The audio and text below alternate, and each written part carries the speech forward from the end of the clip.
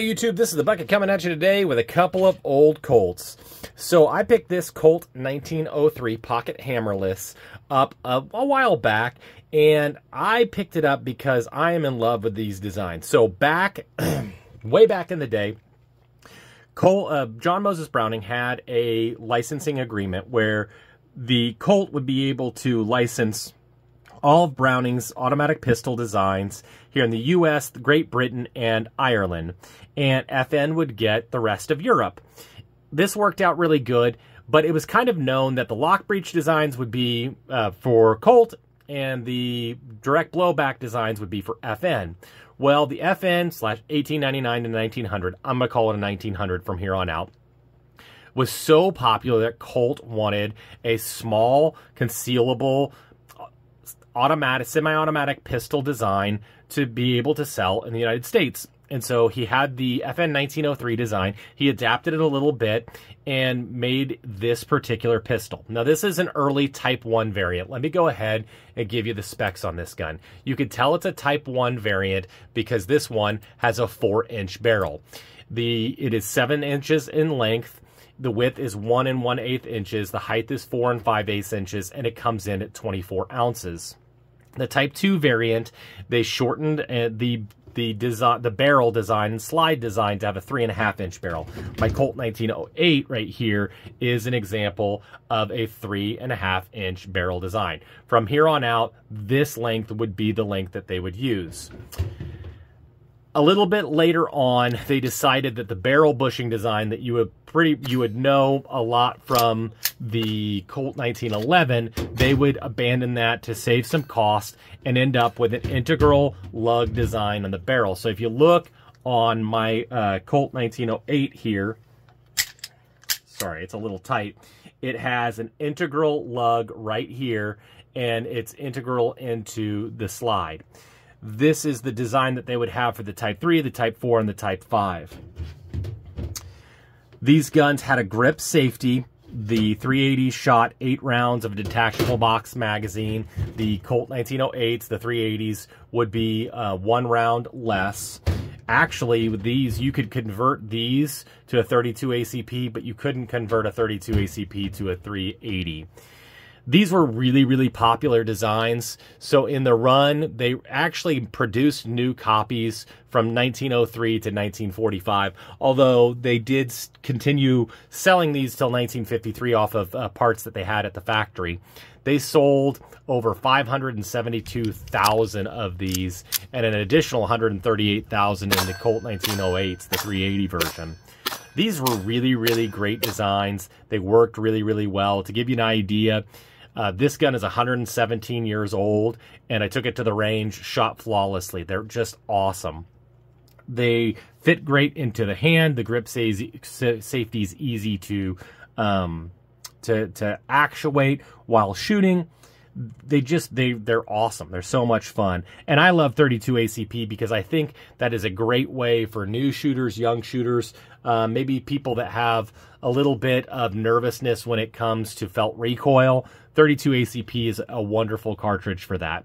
So this one, mine, is kind of a unique deal because if you really look at it, it kind of looks, in some ways, it looks like a third variant with a first variant.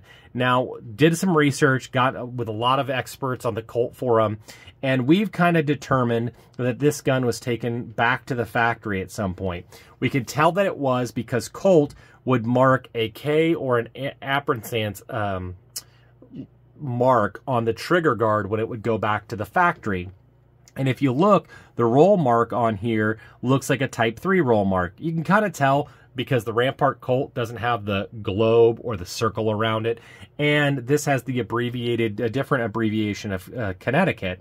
Now, we know it's a Type 1 because Type 1s, again, would have a longer slide, have a longer barrel, have the barrel bushing. So it can't be a Type 3. And what we're guessing happened was whatever was the reason that the original owner took this back to the factory, the Colt decided that they needed to wash the slide, put a new roll mark on it, and since they only had post 1916 roll marks. They just roll marked it with what they were currently selling. Again, we know it has to be a Type 1 because it's got the 14 mil marks, the older style, and again, the barrel bushing and the 4-inch barrel. You couldn't just throw a newer slide onto this because of the way that the gun locks up. So this is just kind of a neat thing. I mean, I know a lot of purist Colt collectors would probably say this isn't, you know, that great of a gun, but I love this gun. I love the history. I love kind of it really takes a snippet of what was happening at the time and talks about, you know, kind of what happened to Colt. Now, I don't know if at the time that they redid the slide, if they put new grips on it. Obviously, this grip is pretty hootered up. Didn't affect the way that it shot. It shot great. Again, 117 years, and this thing just shoots flawlessly. For disassembly of these guns, they're really kind of neat. It's a little kind of a different design. There's an arrow right here that you push back on the slide, and then you rotate the barrel. We're going to try to do it on camera. This is not a wonderful thing to try to do while doing a YouTube video, so bear with me. So you just pull back on the slide. I have well oiled this gun, and you want to get it to where it matches up, and then you just rotate the barrel. So we're going to go ahead and see if we can get this while it's on camera. It rotates all the way, and then at that point you can slide the slide off. You're going to have a recoil spring that's underneath the barrel. At that time you can rotate the barrel back, move the barrel bushing off, and then the barrel just comes right on out. And that's how you disassemble the gun for cleaning, for maintenance, and all that type of stuff. You will see that on the original ones that they will have a serial number on the barrel, but will not have one on the slide. Pretty easy for maintenance.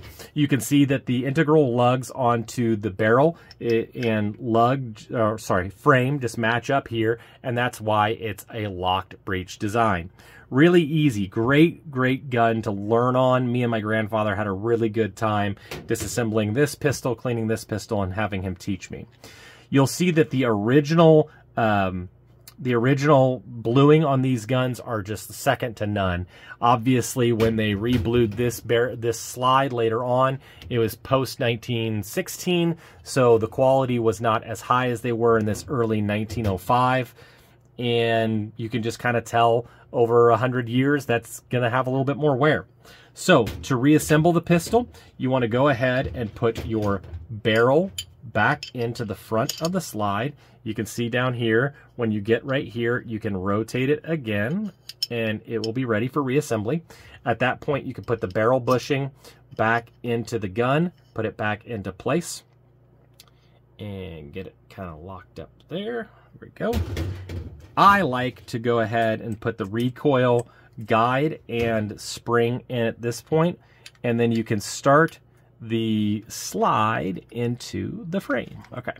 Then you just want to go ahead and make sure that you get the recoil spring into the front of the slide. Make sure that the barrel bushing is lined back up. And again, this is going to be hard to do on camera, so just bear with me a little bit. And you just kind of get it going, get it back to there, and then just rotate it back into place. And again, this is going to be not fun to do on camera. I shot this slide off one time. Yep, likes to do it. When you're nice and oiled up, it makes it a little bit hard to do. Is it gonna let me do this while I'm on camera? It might not. Okay, is that gonna be it? There we go, and then it rotates on, and you're good to go. Make sure your barrel bushing is on there good. Make sure it operates correctly. As you can see with the frame, this is, even though they call it a pocket hammerless, there is a hammer on this. The safety will engage when the hammer is on, or the hammer is back. It will not engage on the early designs if the hammer is not cocked back. The way that we look at safeties today, I don't know if I would carry this gun. It does have an inertia firing pin, which means that even if the safeties are on, if it was dropped just the right way, the gun could discharge. 32 ACP probably is, there's a lot of better options as far as conceal and carry. I guess if this was your only option, this is better than a pointy stick. But if you have another option, you might really consider that other option. I really had a blast with this gun. Colt makes it really great that you can look up the dates. Again, this is really early in 1905 that this gun was produced. I think it's really cool that it went back to the factory and did the research and kind of got to be a little bit of a detective trying to figure these things out. It's a great way. You'll see these a lot at gun shows. You can see them at pawn shops. It's a great investment. It's a great way to maybe teach your child a little bit about firearms and kind of some of the fun of the history of firearms. You can learn lots about it. They've changed little things as the years went through, and you can kind of do research on it. It's a lot of fun. Definitely, if you ever get an opportunity, do think about picking one of these up. As far as shooting, it shot great. This was me at the range yesterday. This one really was me. I know you're worried about that fella. Don't worry about that fella. I just rushed that shot. This was at 7 to 10 yards, and that's with the rear sight being drifted all the way to the right. I definitely need to adjust that rear sight. I think this gun, I don't know, the Bucket can't keep all of his firearms. He's got to trade some stuff to get you guys some new content. So we'll see if we can hold on to this one. We'll see if we can get Mrs. Bucket to allow me to hold on to this one. If you're thinking about picking one of these up, I think you'd love it. The Colt 1908s are a lot more expensive because they're in 380 ACP, so they're fun as well. The Colt 1903s are the ones always in 32 ACP. Think about it. I think you'll enjoy it. And I want to thank you guys so much for supporting the channel. All the likes, the comments, the shares are really appreciated. And as always, you stay classy, YouTube. Little middle baby Bucket, do you want to live in California? No! Why? Because I'm not a communist.